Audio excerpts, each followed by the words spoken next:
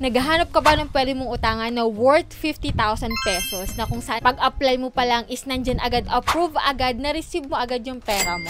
Nako, tamang-tama ka po ng channel na napasukan kasi dito, panibago tayong loan application na i-review. Alam nyo ba? Ito daw yung super fast loan.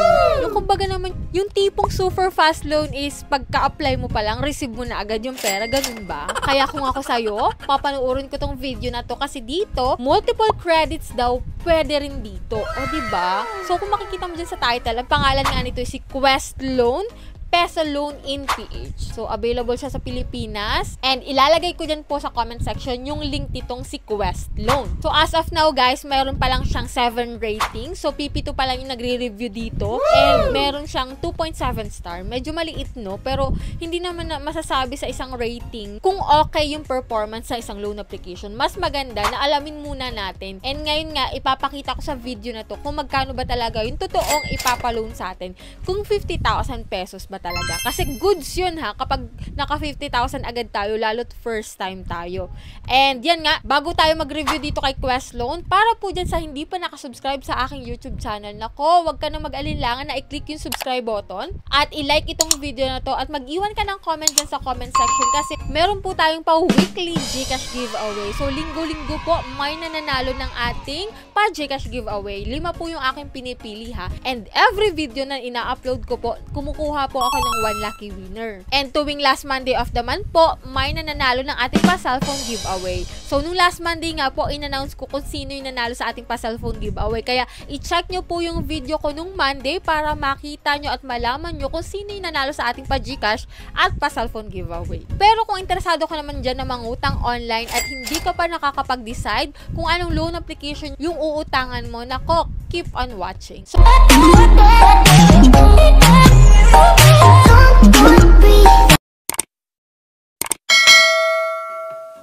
So, before tayo mag-start ng pag-review, so disclaimer, hindi po tayo agent or promoter nitong si Quest Loan.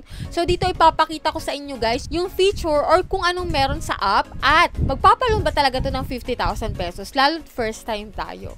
Pero kung hindi man 50,000 pesos, magkano ba talaga yung papaloan sa atin? And yan yung malalaman mo dito sa video na to. And ito nga guys, you can check the link of this loan application po dyan sa comment section. And yan nga guys, mag-e-enter ka dito ng iyong active mobile number and get OTP and click sign in kapag wala ka pa pong account dito. And dito nga sa bungad guys, may nakalagay dito na EMI calculator. Pero dito tayo guys sa apply. So click natin yung apply and yan, ito yung mga fill upan natin dito, no? Personal information, tong work information, kung saan ka nagtatrabaho, kung gaano ka nakatagal sa trabaho. And dito nga po sa emergency contact, maglalagay ko po dito ng 3 contact number and siguraduhin mo kung sino ilalagay mo dyan para hindi ka na mag-worry sa huli na i-text sila or tawagan nung agent ditong si Quest Loan. So yan guys, after mo mailagay yung 3 contact number, dito sa credit standing, ilagay mo lang po is no loan para may possibility ka na ma-approve agad-agad dito kay Quest Loan. Kasi sabi nila super fast loan daw to, no? And check natin. And dito guys sa ID information, ito po yung mga pwede dito, no? UMID, National ID, SSS, TIN, passport, driving license, postal ID, voter ID, and health card. So, pili ka lang dyan ng isa and click mo yung confirm. Yan, picturean mo lang dito yung ID mo. And dito na tayo sa pinaka-exciting part. Magkano ba talaga? 50,000 ba talaga? But before that, i-click muna natin tong bank information kasi ilalagay natin dito kung saan natin pwedeng ma-receive yung pera.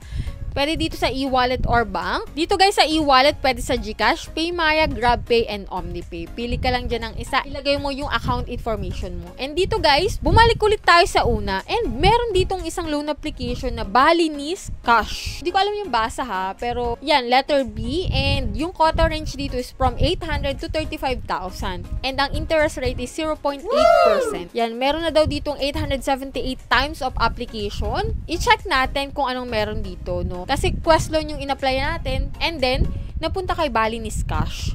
And click natin yung apply. And yan nga dito guys, 10,000 po yung pinapautang sa atin ni Balinese Cash. So, dapat pala Balinis Cash yung pangalan nito, hindi Quest Loan, no? Pero may loan term siya dito na 6 days lang. Ito lang yung bagong loan application na 6 days lang. Di ba commonly 7 days yan? Pero ito 6 days lang.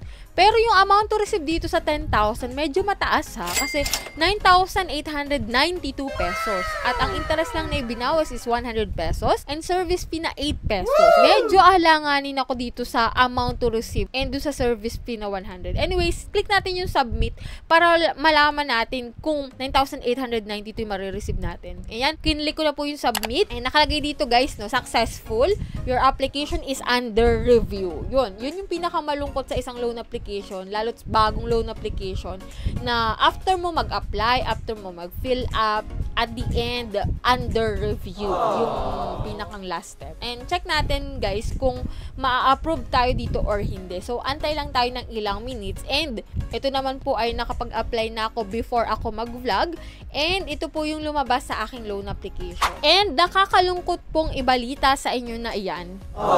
Rejected po yung aking loan application. And yan, para sa mga nakapag-apply na dyan kay Quest Loan na kalaunan ay naging si Balinis Cash, nako, pakishare po dyan sa comment section yung naging experience nyo. Kung same tayo na na-reject at kung ikaw naman ay magkano yung natanggap mo at kung magkano yung nautang mo dito kay Balinis Cash. Ayan, isa na namang ligwak, ganun ang pag-apply natin sa isang loan application na bago. Kaya mas maganda talaga na may nagre-review ng mga loan application na naglalabasan ngayon para at least malalaman nila kung okay siyang utangan, kung magkano yung mauutang at kung legit yung mga sinasabi nila na 50,000 daw. Ito nga guys, no, lagi kong payo kapag kayo mag-a-apply sa isang loan application, i-review nyo muna yung loan application. I-search nyo muna sa YouTube kung may review siya para at least may konti kayong idea kung magkano yung marireceive nyo.